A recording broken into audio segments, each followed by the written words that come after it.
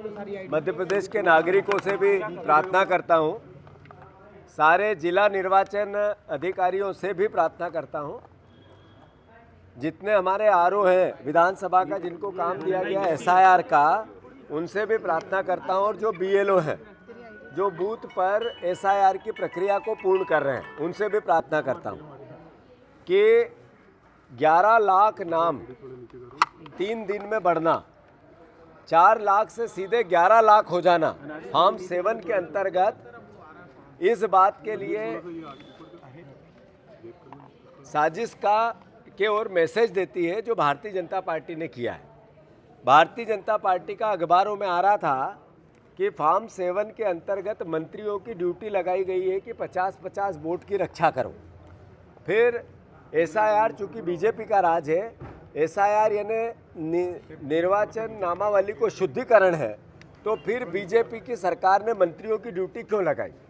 राजस्थान और कई राज्यों में इस तरीके के घटनाक्रम सामने आए हैं कि Bharatiya Janata party ST, SC, OBC minority के नाम कटवा रही है, जो कांग्रेस के परिवार है उनके नाम कटवा रही है, और फॉर्म 7 का दुरुपयोग कर रही है। फॉर्म 7 के अंतर्गत एक व्यक्ति एक आपत्ति ले सकता है, पर बीजेपी के कार्यकर्ता एक ने 25-25 आपत्तियां ली। इसके प्रमाण हमने निर्वाचन आयोग को दिए हैं। मैं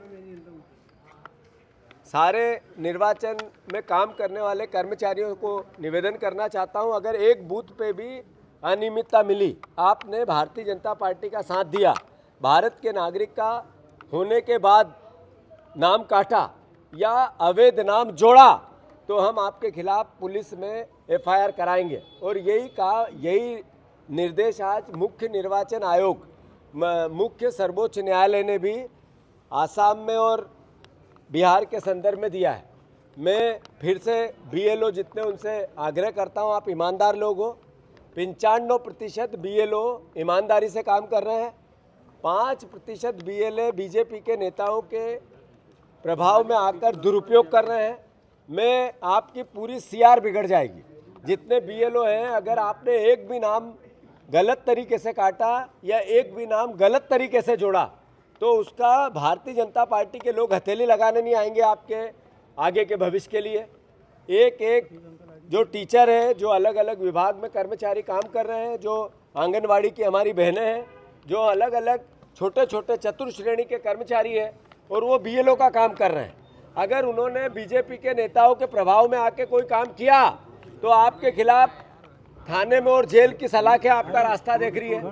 तो मैं फिर से, हमने कलेक्टरों को भी जगह, हमारे जिला अध्यक्ष जा रहे हैं, आज BLA 1 है, वो यही बात कहने की गलत तरीके से नाम न जोड़े जाए न काटे जाए। रायसेन में हमारे 20 परिवारों का एक व्यक्ति ने आपत्ति ली, उसके प्रमाण है। एक व्यक्ति ने 200 लोगों के नाम कटवाने की आपत्ति ली, उसके प्रमाण है।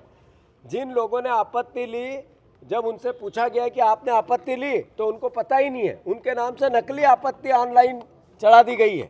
ऐसी कई बातें सामने आई है, खासकर आदिवासी क्षेत्रों में, जहां पर पलायन कर गए आदिवासी। जब एसआईआर में उनका पूरा प्रमाणीकरण हो गया, एक बार वो आ गए, अपना नाम लिखा गए, 2003 की वोटर लिस्ट से सत्यापन करवा गए, अब उनके नाम भी कटवाए जा रहे हैं आदिवासी क्षेत्रों में।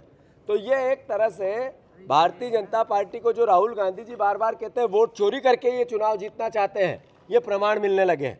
और यही तरीके से आज एक अखबार ने, प्रमुख अखबार ने बताया कि बीजेपी जहां 1 लाख वोट से जीती, वहां 1-1 लाख वोट नाम कम हो गए।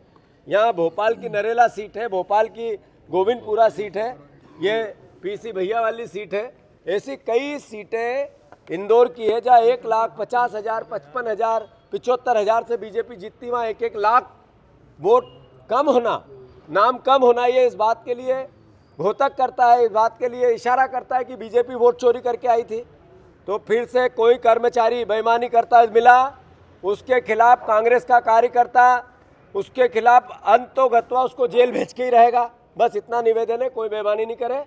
और हमने मुख्य निर्वाचन आयोग को आज कह दिया है, जिला निर्वाचन आयोग को भी, पूरे हमारे जिला के नेता जा रहे हैं, आरोप से भी मिलने जा रहे हैं, और बूथवार BLA से भी हम ये प्रार्थना करेंगे। आपके माध्यम से भी, मीडिया के माध्यम से भी प्रदेशवासियों को हम कहना चाहते हैं।